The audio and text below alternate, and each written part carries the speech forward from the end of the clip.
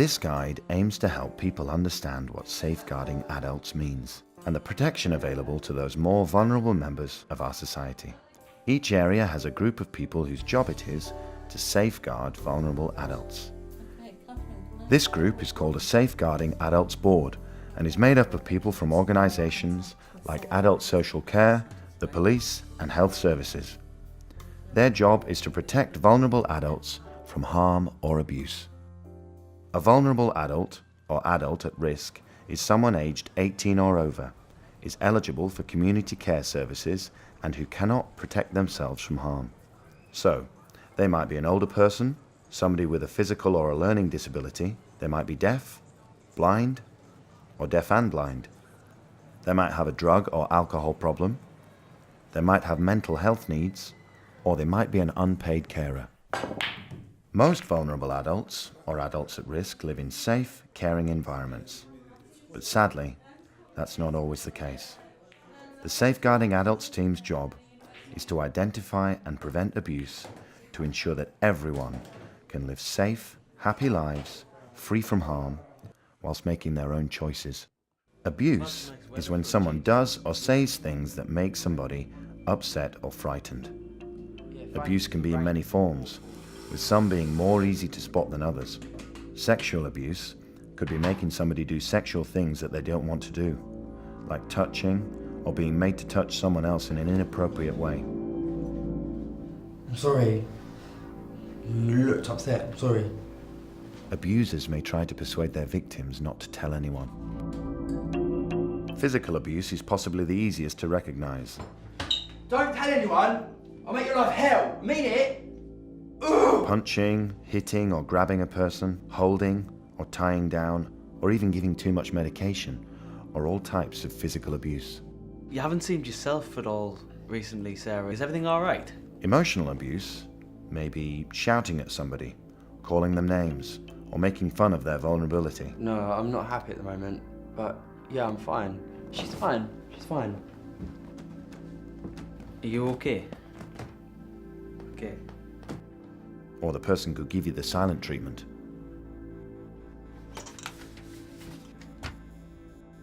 Financial abuse is when people steal money from you. This includes borrowing money and not returning it, and controlling your purse. They could also be running your financial affairs without fully explaining your financial situation. Oh, it's not important. I've got it. Neglect is also a form of abuse. When somebody isn't given medical care or the help they need to wash, eat or drink. This can sometimes be linked to institutional abuse. Excuse me, What's the problem, Jack? am I going to get in lunch today? I've been waiting an hour already. You can't have been waiting that long. But you know we're short-staffed, we're 2 staff down. I'll get you as soon as I can, okay? It's not as if you're going to starve, but I'll be back as soon as I can, Jack. Discriminatory abuse is when somebody's being abused because of who they are. For example, because of their disability, because of the clothes they wear, the colour of their skin, or their age, sex, or religion. Institutional abuse is when the actions of an organisation cause distress. Hi Tina, Hi, Rick, your nights again. that's the third one this week. Lucky thing. Well, that's Jack's blood pressure done. Sky high as usual. But we know he'll be all right in a couple of hours.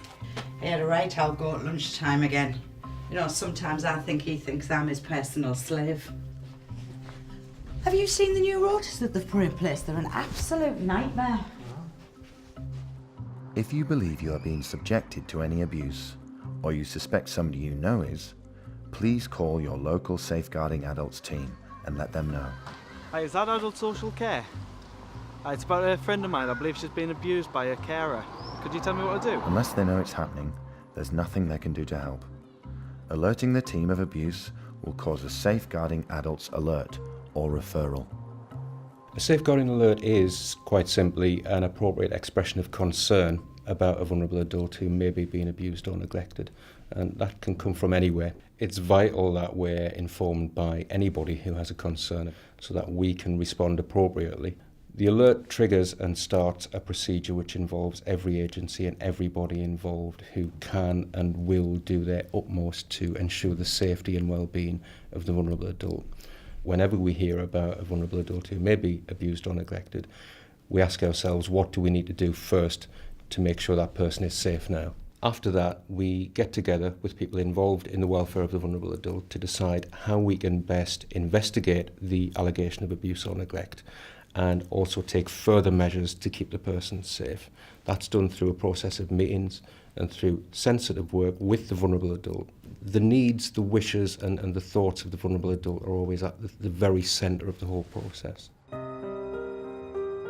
For cases where it's decided that a Safeguarding Adults meeting does need to be held, this will be arranged by Adult Social Care. If you're the person who has been abused, you might be invited to join the meeting and will be offered the opportunity to bring a family member, friend or advocate. Every Safeguarding Adults meeting has a chairperson. They will explain what is going to happen at the meeting and will answer any questions you might have. Thanks very much for coming today. We'll start off with introductions and why we're here. They run the meeting and make sure you understand what is being discussed. You can discuss any concerns with the chairperson before or after the meeting. People who can help you will be invited to the meetings. This could be a social worker, the police, your carer, a doctor or a nurse, a housing officer or an advocate. If you need it, Adult Social Care will provide a fully qualified and registered BSL interpreter of your choice at the meeting. You can say who you want to be at the meetings.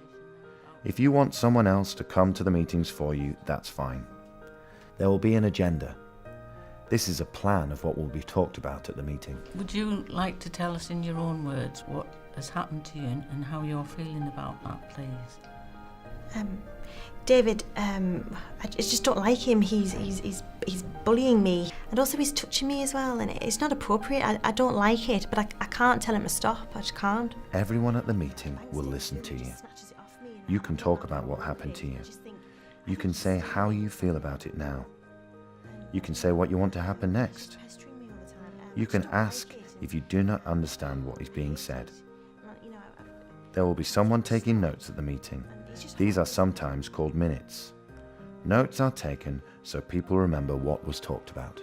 Can we just talk about the sexual abuse? If you want us to look into that further with you. I think I'd like to talk to Simone, if that's okay. Yeah, that's fine. So outside of this meeting, that will be an action then. You will meet up with Simone and talk to her about that. Okay. Sometimes things are more difficult to deal with than others. This might mean we have to have more than one meeting.